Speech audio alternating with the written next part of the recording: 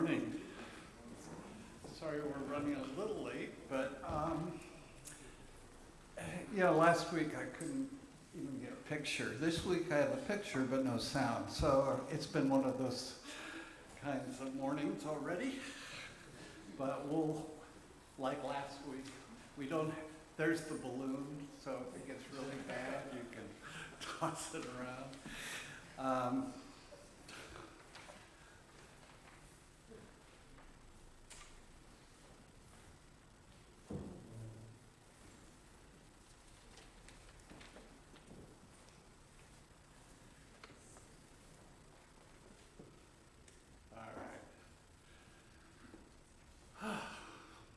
Tēnā koutou te whānau o Auckland Unitarian. Tēnā koutou nā mana here. No mai, haere mai ki tēnei whare karakia a te atua. Tēnā koutou, tēnā tātou katoa. Well, welcome to all from near and far, those who are joining us by live stream, which I believe now does work. We gathered this morning to worship in spirit and truth, to raise a joyful noise to all we hold dear, to reconfirm our covenant to seek wisdom and love, to strengthen our commitment to the common good. We come from many paths to explore that which is hidden, to consider the ways of our hearts, to confess how we have stumbled, to heal what is broken. We assemble in the effort to quicken our compassion and mercy, to deepen our understanding, to renew our courage, to remember who we are, to celebrate the grace and gift of life and practice of our faith.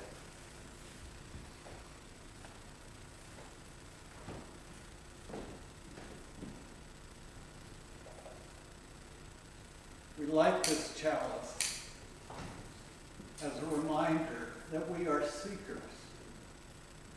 We seek to understand each other. We seek to speak to each other in truth and love. We seek to listen to each other in love with caring. We seek the common good and a life lived in accordance with our highest aspirations. Please join me in our covenant in your order of service. Love is the doctrine of the church, which says for truth is sacrament, and service is its prayer. To dwell together in peace, to seek knowledge and freedom, to serve in one mind and fellowship, to the end that all souls shall grow in harmony. Thus do we covenant with each other and with our God. Okay. One of our problems this morning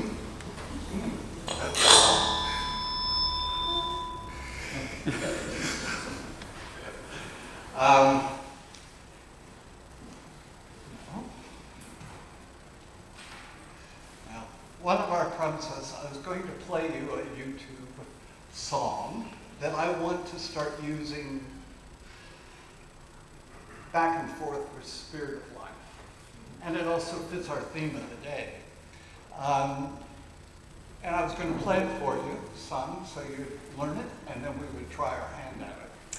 Well, now you can watch them singing it.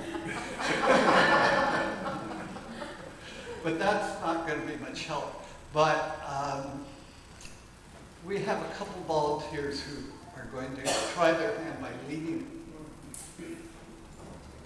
Okay.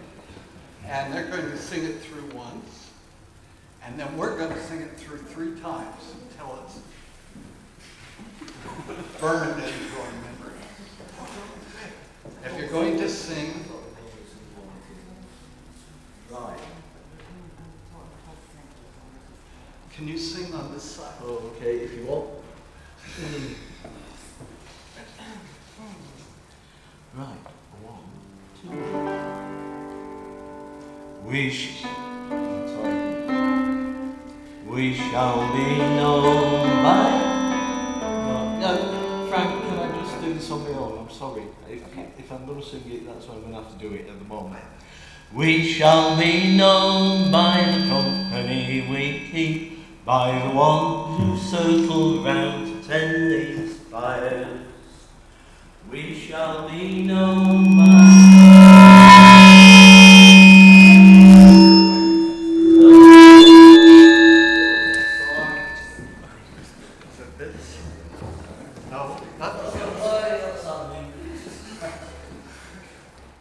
This is the presets that we normally use, and I don't know why it's not. Let's see what happens now. I've taken away the ambient mic. That may or may not. That's not going to be the difference, is it?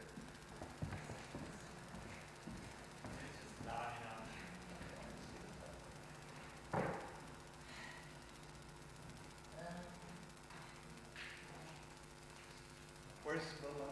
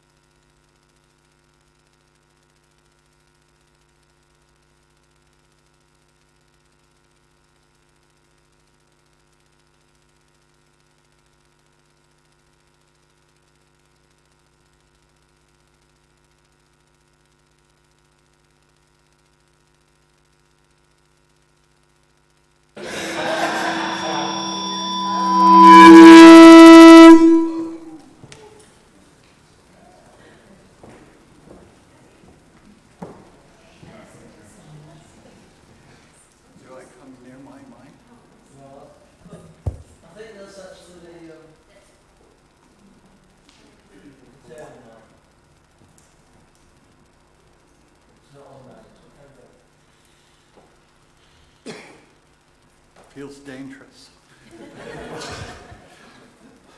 We'll keep working on it, and we'll try to do time for all ages. So I invite people up.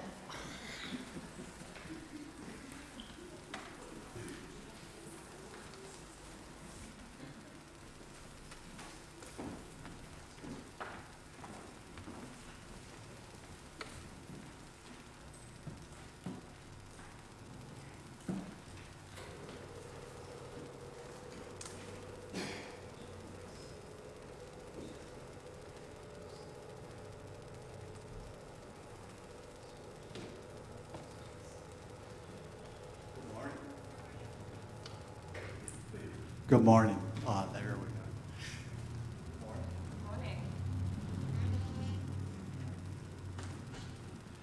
Well, I want to read you a story today because we're running out of time. I'm not going to talk about it much, but it's called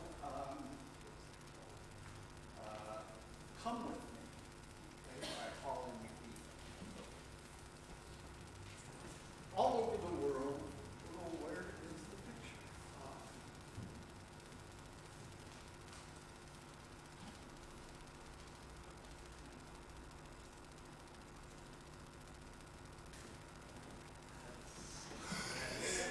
Applause, please.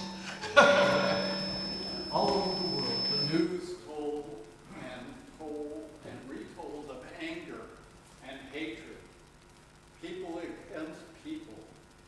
And the little girl was frightened by everything she heard and saw and felt. She asked her papa if there was something she could do to make the world a better place. Her papa said, "Come with me." Hand in hand, they walked out the door to the subway. Waiting there on the platform, her papa tipped his hat to those he met. So the little girl did too. They rode the train through the tunnels underground. The girl and her papa were brave and kind, and that day they won a tiny battle over fear for themselves and for the people of the world.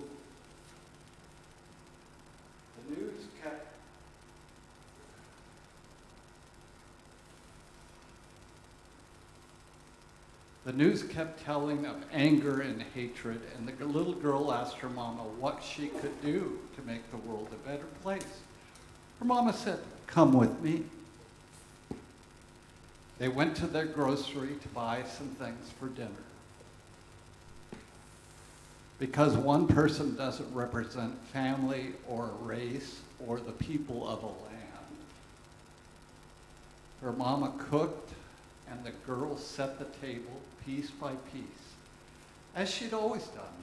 Plate in the middle, knife and spoon to the right, fork on the left, napkin by its side, water glass. The little girl sat with her mama and her papa, and they ate together. Her dog nuzzled her under the table. She scratched his head. "I want to do something on my own," she said. "Can I walk the dog?" Her parents looked at each other and they looked at their child. They let her go and sent a message to the world. They would not live in fear. And when the little girl opened the door, the boy across the hall opened his door too. "Where are you going?" he asked. The little girl said, "Come with me, because two people together are stronger than one." The girl, the boy, and the dog were happy to be out. One step at a time, they understood what they could do to make the world a better place. They could go on. Brave, gentle, strong, and kind to one another and all living things. As tiny as it was, their part mattered to the world. Your part matters too.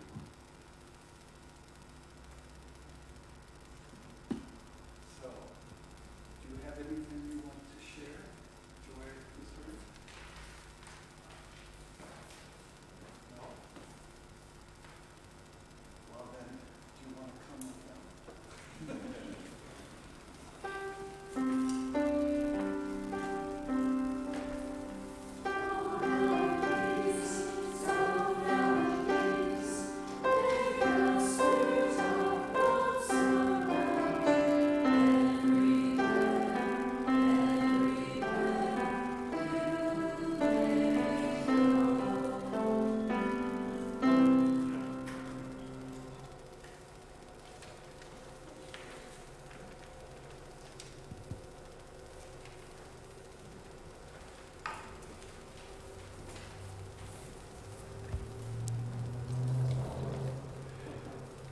Now it is time for whatever joys and concerns you would like to share. Remembering that maybe it's being live streamed. keep conscious of that fact if you don't want to overshare.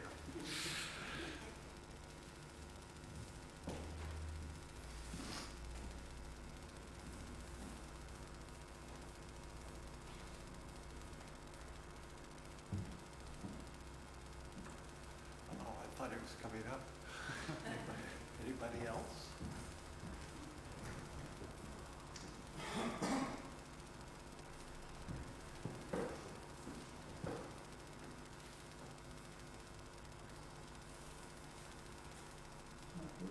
I don't know.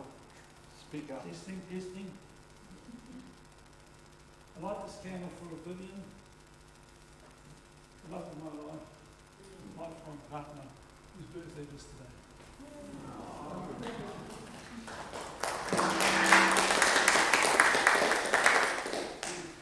Shall we sing happy birthday? Come on.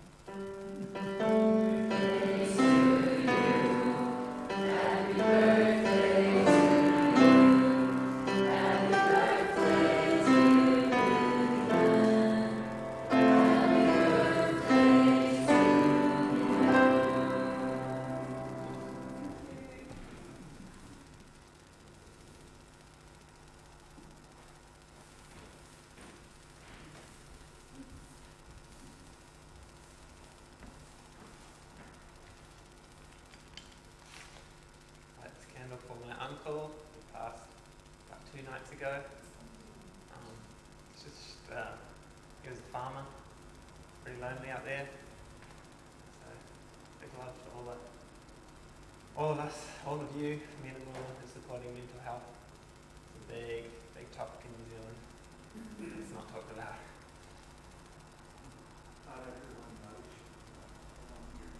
My name's Josh. Nice to meet you.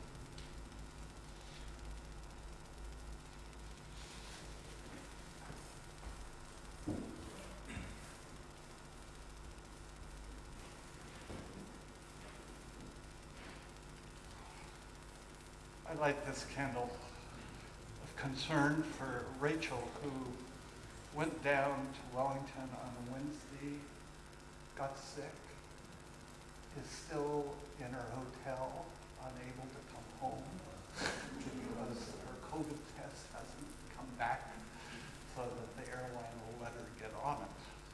It's been a really bad cold. Don't tell her I said this. She looks like hell as we do our FaceTime. But anyway, she's getting better. And Waldo, well, she's doing this to avoid, the end of May birthday. Mine being tomorrow. So that would be a great birthday present if she came home tomorrow. And for all those joys and concerns in our hearts and minds, I like this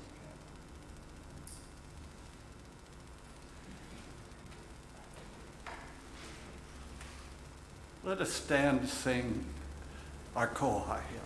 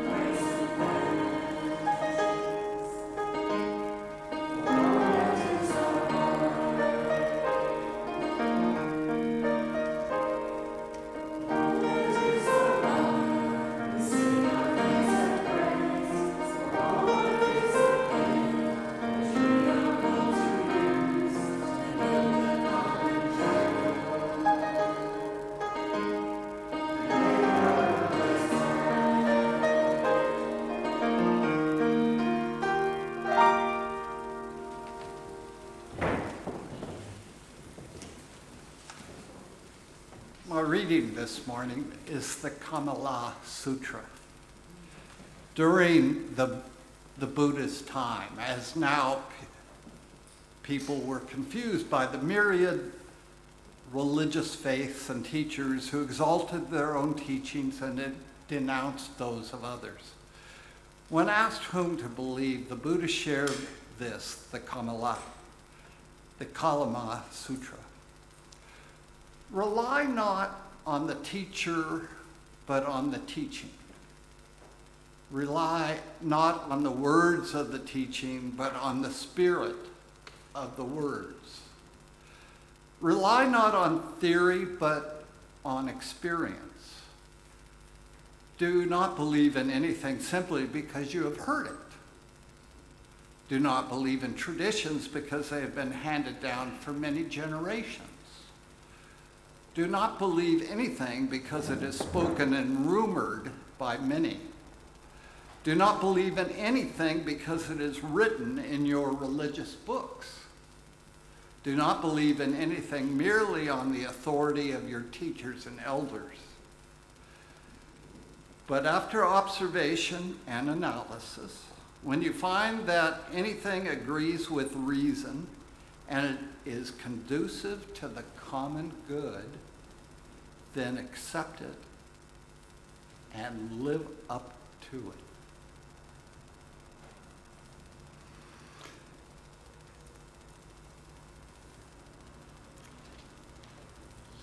My musing today is taken from the last line of the first verse, make our own days glad.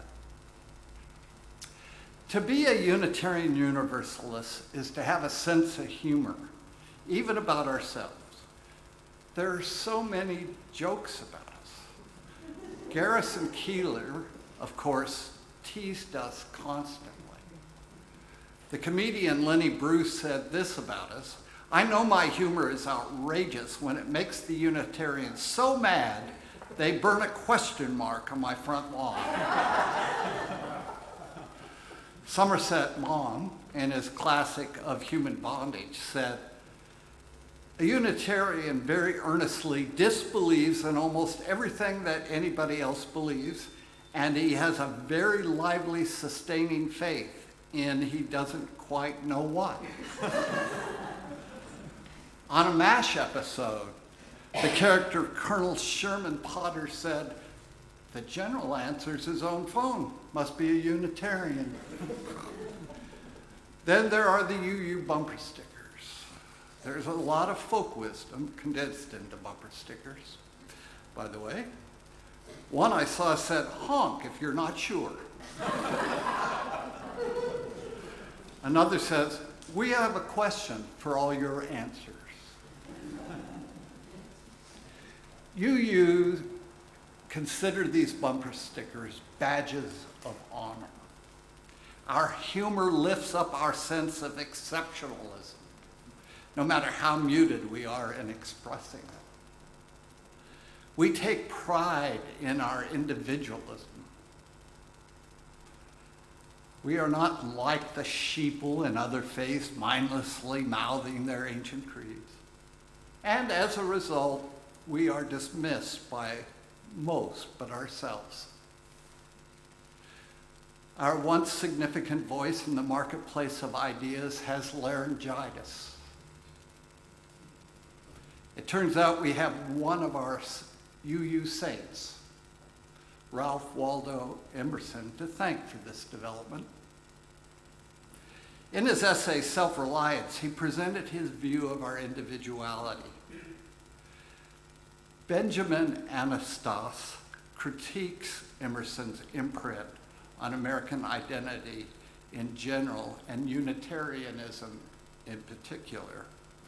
The essay's greatest virtue is it ordained us with an authority to speak what had been reserved for only the powerful, and bowed to no greater human laws, social customs, or dictates from the pulpit. These ideas are captured in Emerson's words. Trust thyself. Every heart vibrates to that iron string. Or No law can be sacred to me but that of my nature. Or whoso would be a man must be a nonconformist. Nothing is at last sacred but the integrity of your own mind. In his 2012 Barry lecture, Frederick Muir had this to say: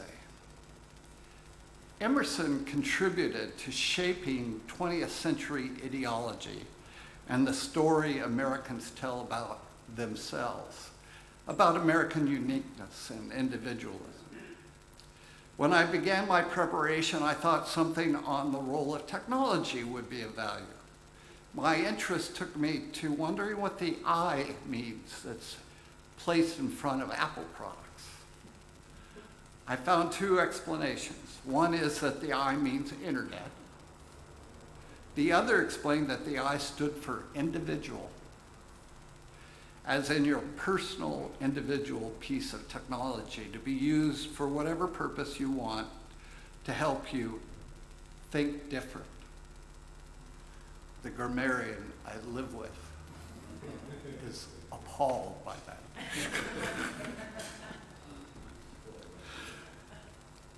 Think different, which was Apple's tagline. The theme of individualism was creatively and appealingly exploited in Apple's commercial based on an adaptation of the poem Here's to the Crazy Ones by Jack Kerouac, which reads like a celebratory homage to Emersonian individualism.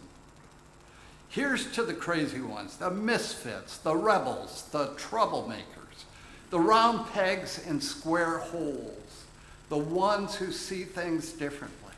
They're not fond of rules. They have no respect for the status quo. They push the human race forward. Individualism has shaped Unitarian Universalism. How could it not?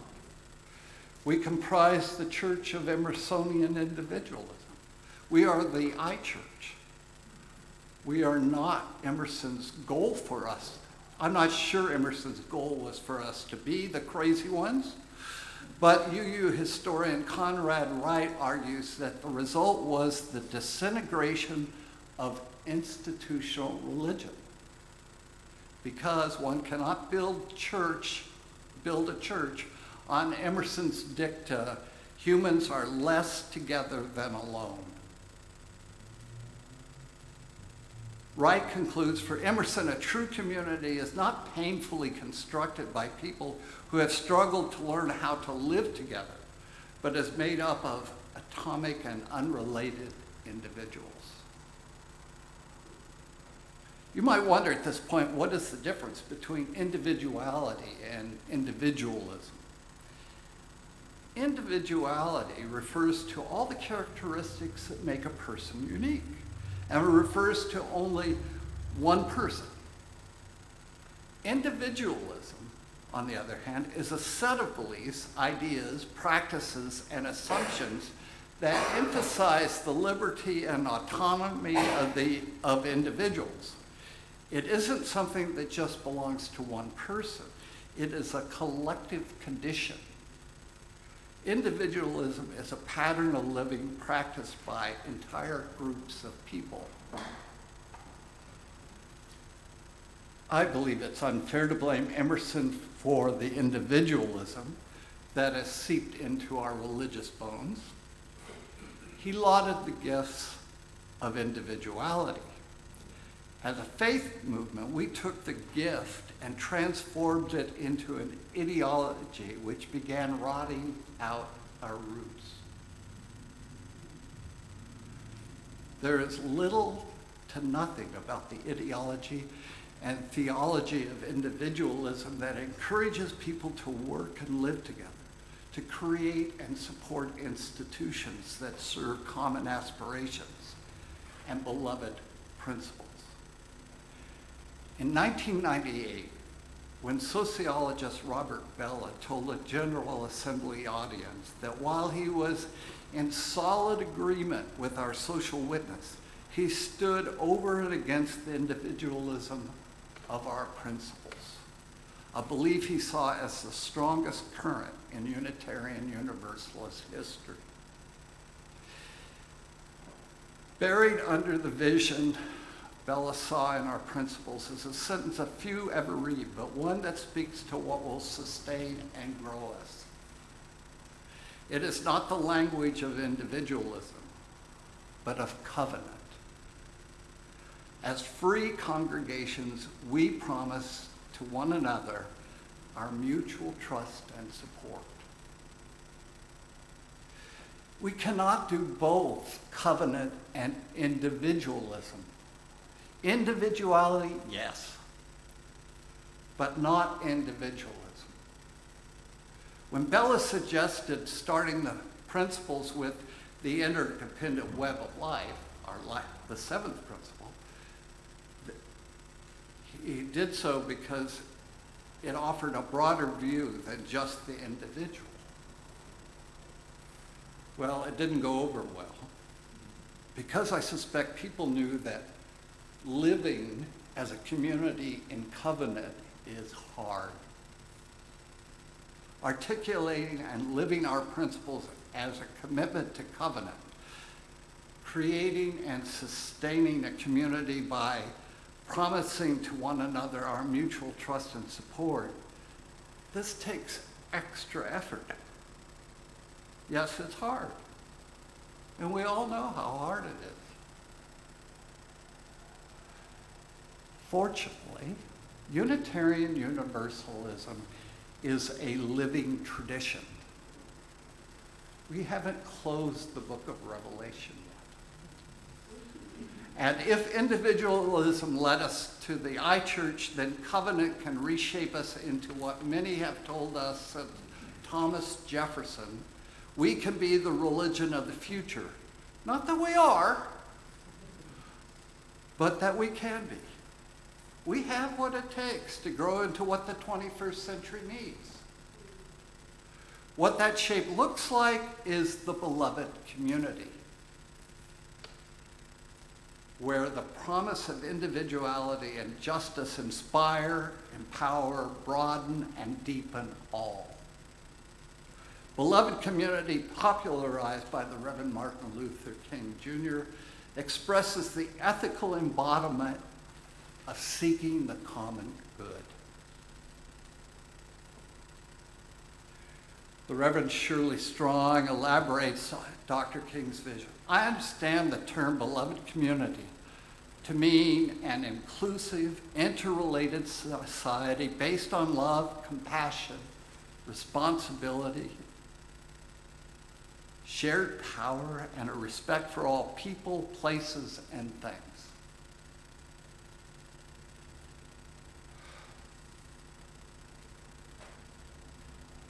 This is a society that radically transforms individuals and restructures institutions, she goes on to say.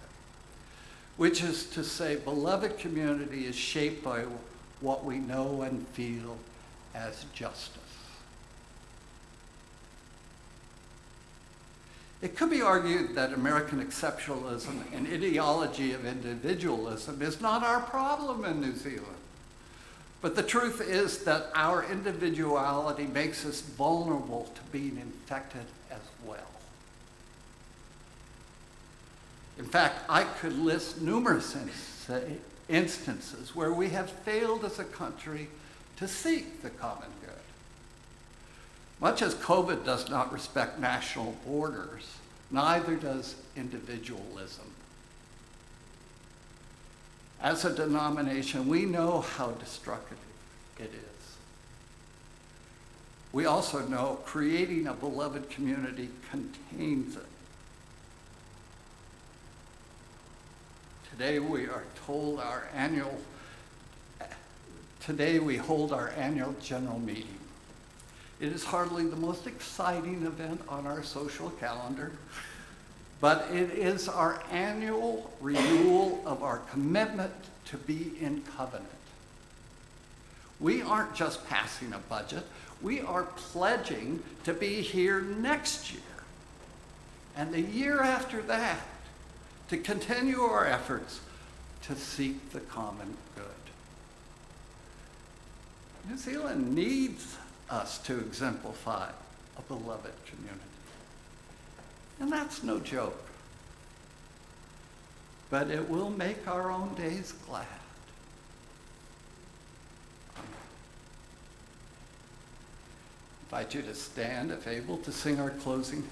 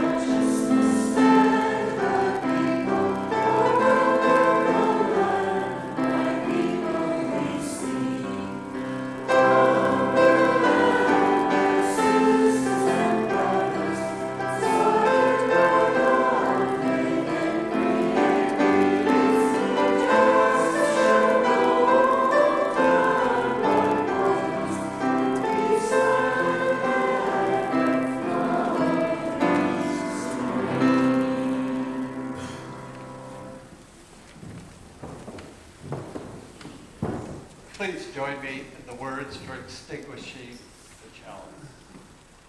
We extinguish this flame, but not the light of truth, the warmth of community, or the fire of commitment. These we carry in our hearts until we are Okay. After our notices. Hi, Vivian from the Secretary of the Management Committee. We're going to have a shared morning tea. There's a bit more food there this morning, so you don't have to run away and have lunch. And after that, at 12 noon, we'll be having our annual general meeting. Anyone's welcome to stay, but only members can vote.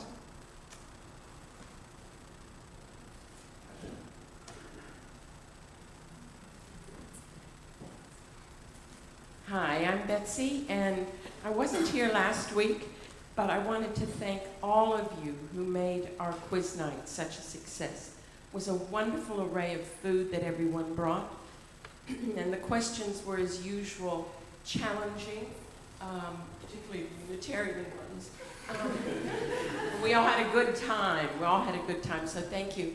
And Jonathan, I hope you don't mind. I'm sort of creeping into your territory here, but one of the things we did on that night was launch our pledge campaign. And our pledge campaign is our efforts to look at the coming year, to reflect back on what we have thanks to those who came before us, and what we need to do financially and otherwise to ensure that we continue to exist in the future. So if you would please take a pledge form that's on the table outside, put it in one of these envelopes, and you can just put it, confidential pledge, into the bag that comes around. But also it's online. You can get a form online, and you can also, thanks to Clay, who does our technology as well as Paul, you can also pledge online. So thank you.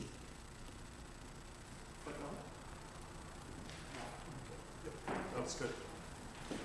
But while Lynn comes up, I think I know what happened. We have two new microphones that are supposed to help us with the music.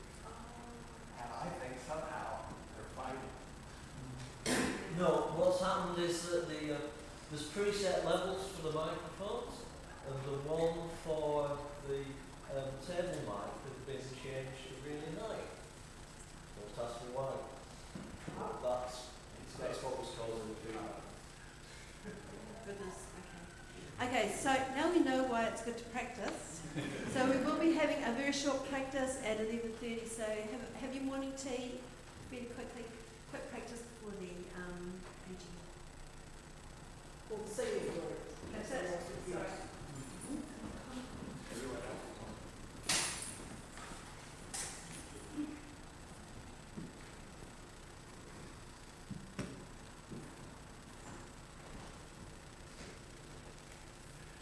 My closing words are by Samuel Trumbull.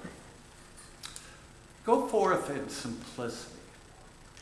Find and walk the path that leads to compassion and wisdom, that leads to happiness, peace, and ease. Welcome the stranger and open your heart to a world in need of healing. Be courageous before the forces of hate. Hold and embody a vision of the common good that serves the needs of all people.